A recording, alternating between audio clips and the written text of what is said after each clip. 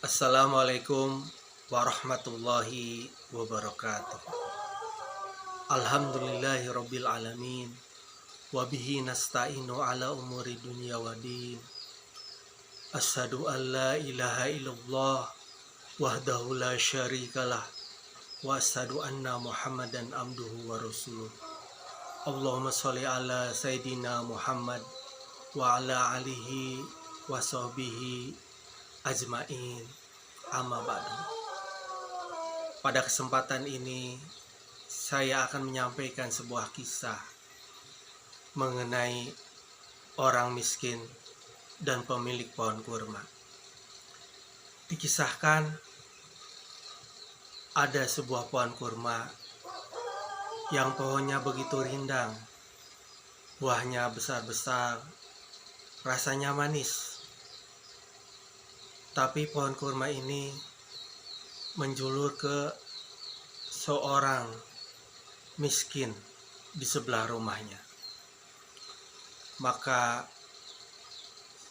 pada suatu hari ada kurma-kurma yang jatuh ke halaman orang miskin tersebut. Maka oleh anaknya si miskin tersebut, kurma tersebut diambil. Tapi yang punya kurma tidak rela. Bukan hanya tidak rela, bahkan saking keterlaluannya pelitnya orang ini, kurma yang udah di mulut pun dirogoknya itu mulutnya supaya kurmanya itu bisa keluar, diambil sama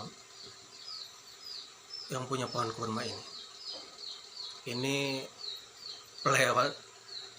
Ini pelitnya kelewatan. Dia harus muter balik.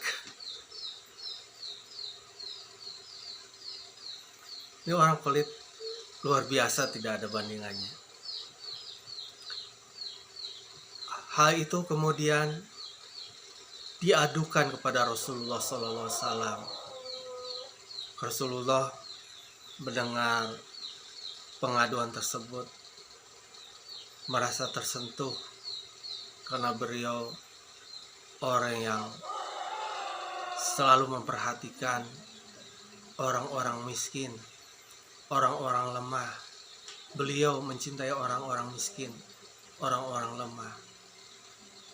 Kan di akhir hayatnya pun Rasulullah minta tolong kepada umatnya, berpesan kepada umatnya bahwa perhatikan orang-orang miskin, orang-orang lemah. Maka Rasulullah SAW berniat membeli pohon kurma tersebut untuk diberikan kepada orang miskin tersebut. Tetapi pemilik pohon kurma tersebut tidak mau. Ya sudah, kalau tidak mau, Rasulullah akhirnya pulang.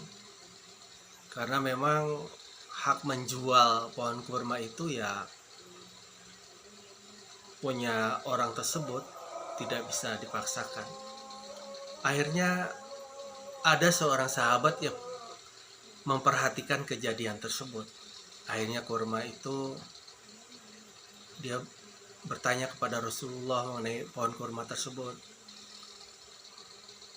Jika saya membelinya kemudian disumbangkan kepada orang miskin tersebut, akan mendapat balasan apa?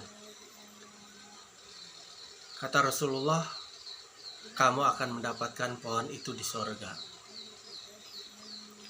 Lalu sahabat tersebut bergegas menemui pemilik pohon kurma tersebut dan bernegosiasi untuk menukar pohon kurma tersebut dengan pohon kurma yang dia miliki. Tetapi orang tadi tidak mau juga. Akhirnya sahabat tersebut menawarkan satu pohon kurma ditukar dengan 40 pohon kurma.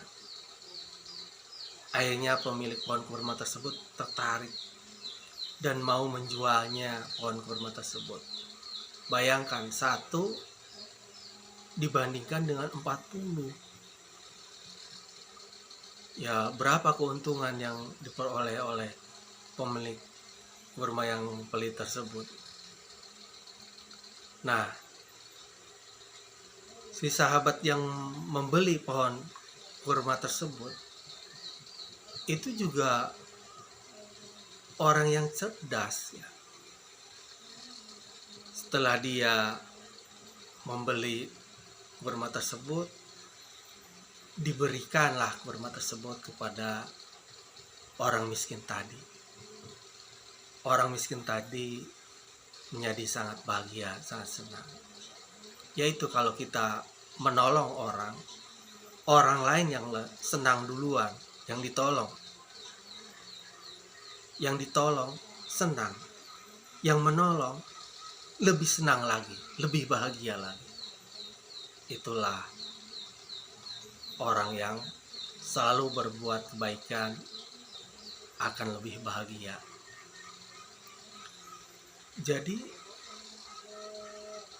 saya tadi katakan bahwa orang yang membeli pohon kurma ini sahabat yang cerdas. Kata Rasul berkata,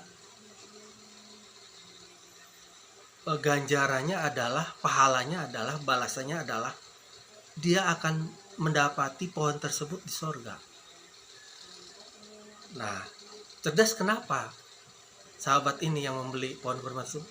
Karena kan nggak mungkin dia punya pohon kurma di sorga, dia masuk neraka gitu.